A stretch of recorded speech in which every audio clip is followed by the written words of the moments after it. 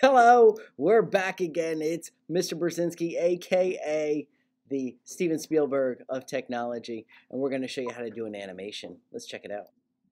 So once again, I want to make sure that I have my tabs separated so that I'm watching the movie in one window and actually doing the project in another. So I'm going to click and drag this tab out and set it up on the right hand side of my screen so that I can watch the movie and then do my work on the left while I'm watching the movie on the right. You know the drill.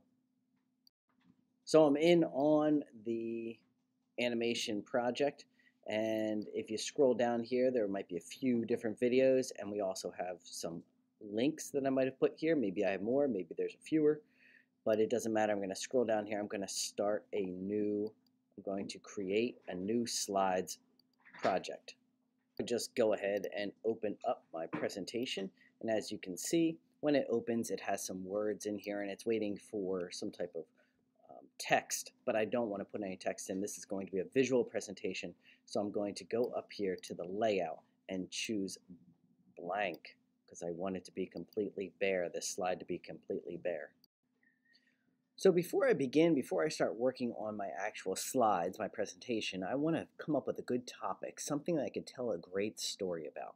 And some of the finer details that people like to use here are UFOs, dragons, sharks, skaters, It all depends on what your interests are and what you would like to tell your story about. Okay, so think about what's going to actually take place on your presentation. What is your video going to be about first? And then we can start looking for backgrounds and pieces of clip art. So pause now, think about that, and when you're ready to go, come back to the video. And now that you know what your project is going to be about, we can get started. First, we need to find a background, a good background. We can usually find a good one right within the software itself. We can scroll down and check out. And we'll say image, choose right here.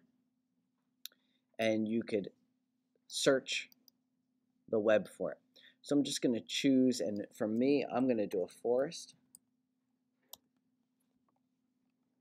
So I'm looking at some of these options right here. This has people in it. I probably don't want to do that. If your background has things or people or other objects in it already, you're not going to be able to move those, so you don't want to choose those. So I'm going to choose this background like this and just hit select, and it changes the background of my animation to look like the forest.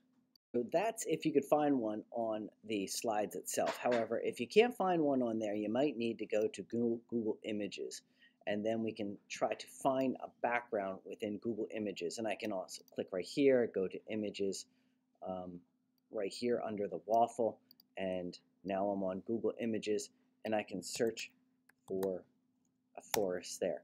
Now, if this is the case, and I want to use one of these forests right here, first I probably want to look for a few topics up here. So for instance, I might want to use wallpaper because that will be a larger image. It'll be more vibrant. It'll pop out more. It'll look better on my project. So you might want to use one of these. Another way to refine my search is to look for things like high resolution. If I click on high resolution, that'll give me perhaps better images. If I go to tools and go to size and hit large as well, okay, we might be using some of these tools later on, but we're looking for some type of picture background.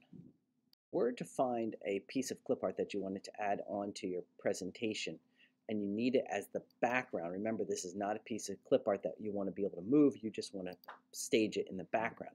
I'm going to click on it first to get a larger image of it and see the resolution. Now this is a very high resolution. Anything in the thousands is pretty good. Now I'm going to hold down the control button while clicking on the image, or I can right click if my mouse is enabled. Hold down control, not command, but control, and then say save image as.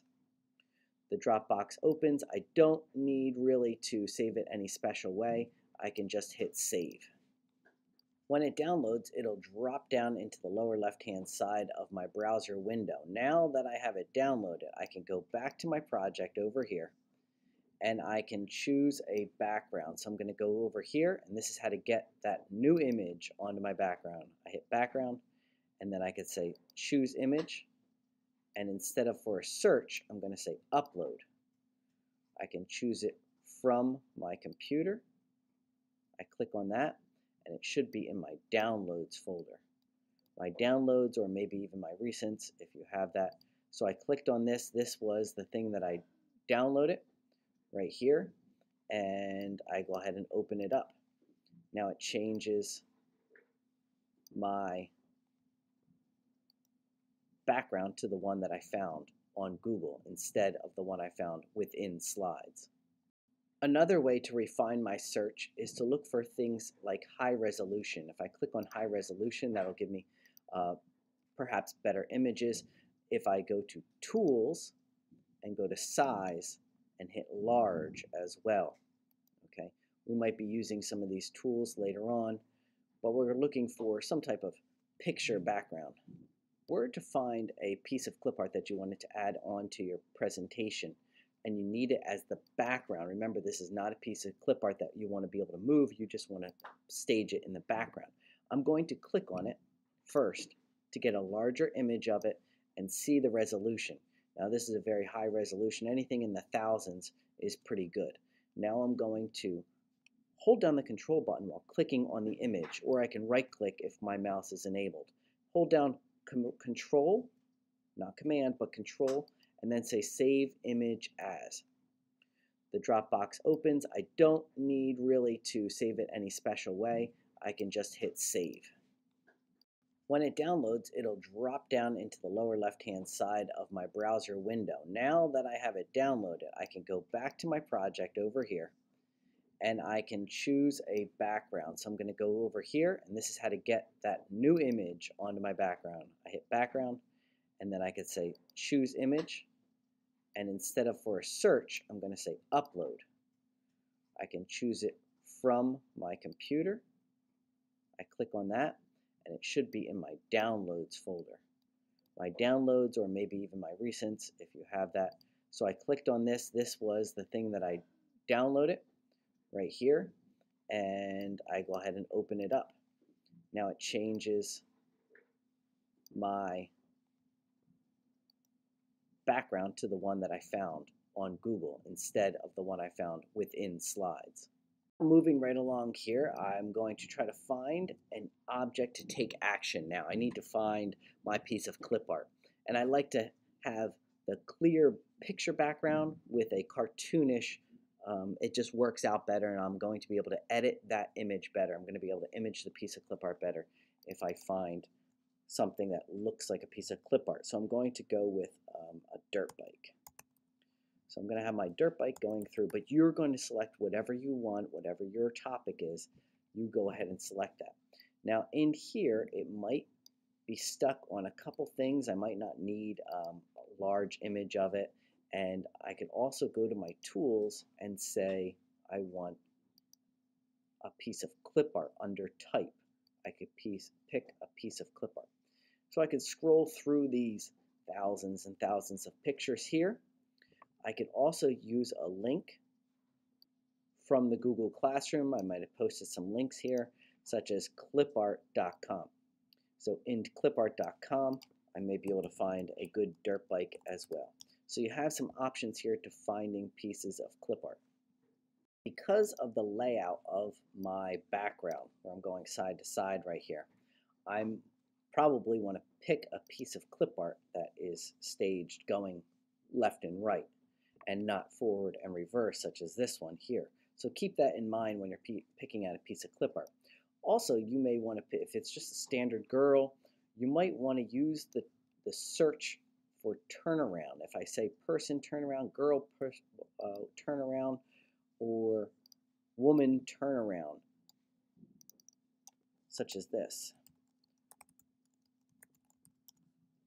you can find a piece of clip art that will be doing a 360, so that if I want the person to come closer, to the screen, I can move them forward and reverse so that they could be going forward and reverse in the scene, not just left and right. They could be going in any direction like this. So the person could be walking away from the screen, coming towards the screen, or walking in.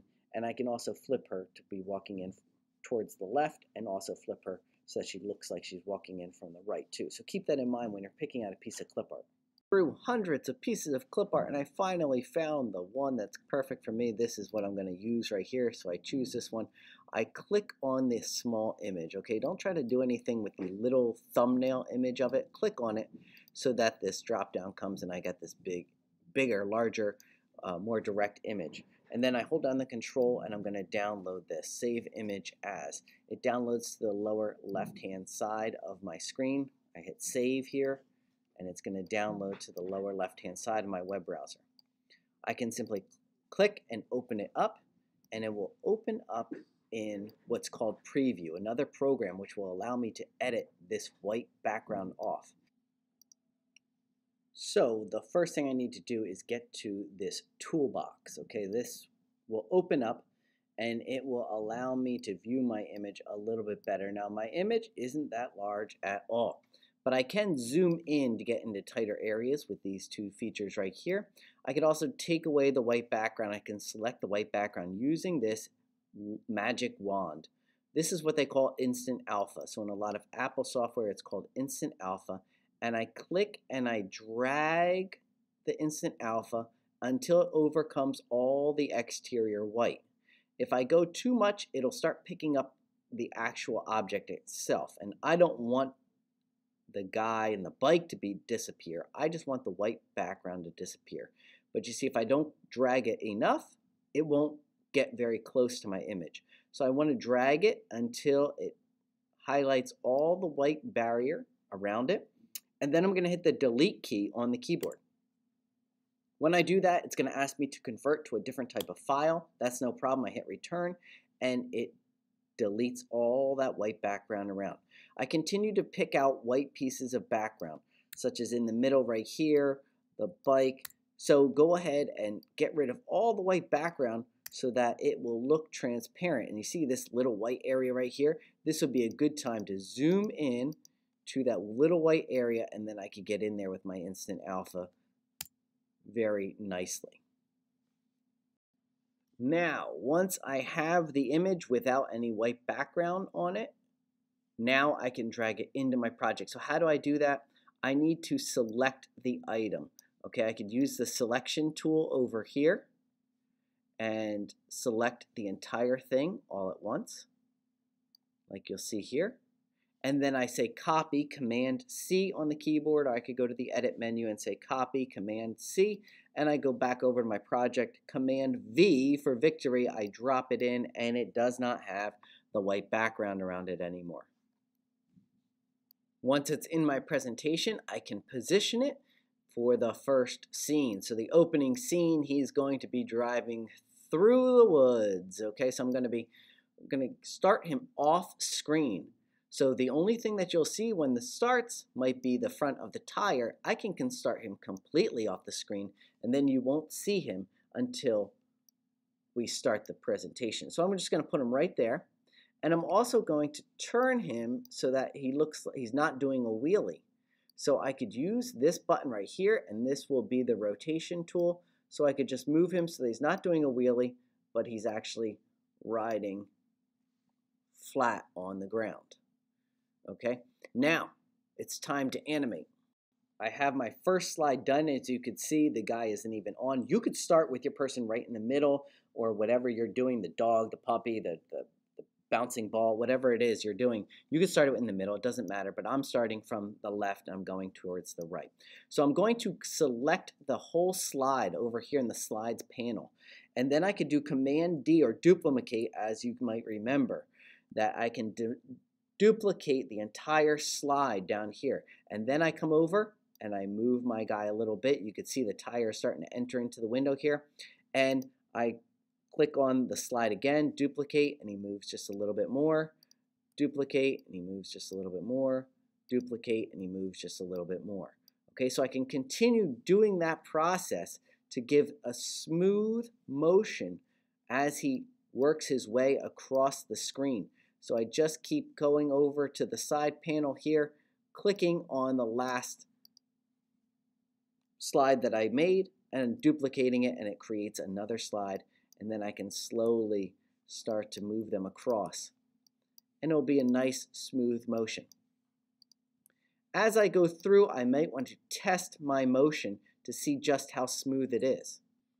So at this point, I can scroll all the way to the top, and I could use the down arrow key, and this is the full speed. I want it to run as smooth and quickly as possible, so I just hold down the down arrow. If I just hold down the down arrow, you'll see, kind of get an idea of how he actually moves in and out of the screen, going up and down.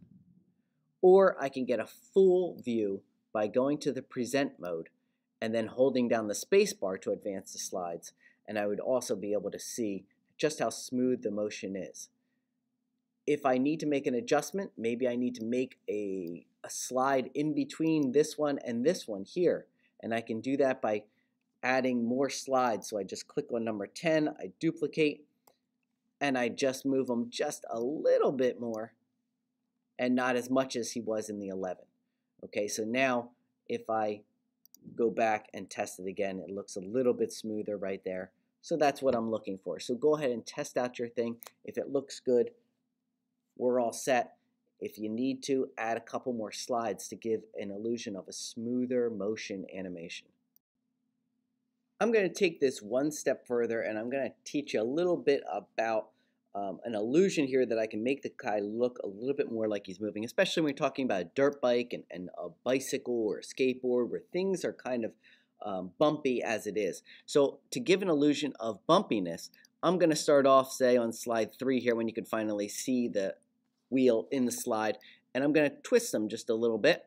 So he goes down, and then I'll go down to slide 4, and I'll twist them a little bit more this way, and then slide 5 again, so that you will be able to see a little bit more motion out of them to give the illusion that it's a rocky road here and he is bumping all around. So then I can see how, okay, and that makes it looks a little bit more realistic. So you might want to try rotating just a little bit one way, a little bit other way after you're done doing the animation to make it look a little bit more realistic.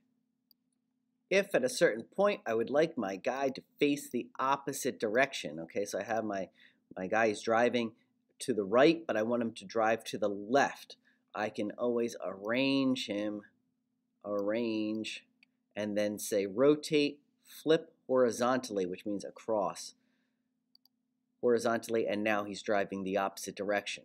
So you could do that initially with your first piece of clip art, bring it in, but he's facing the wrong way for the scene, flip him the opposite direction to start with, or maybe you could just show that after he drives one way, he cuts back and drives the other way. Another thing you may want to do is add to your background with another piece of clip art. So for instance, if there is a rock that he might stumble over or has to ramp over, I can grab another piece of clip art and then add that to my presentation. Now in this case, the background is clear, so it goes in perfectly, and that's fine. It has some words right there. I could double click, use my cropping technique right here to get rid of that word and then resize it. Okay, so now I have a piece of clip art that is part of the landscape now that he can then ramp up and over top of, or do whatever I feel like with that piece of clip art.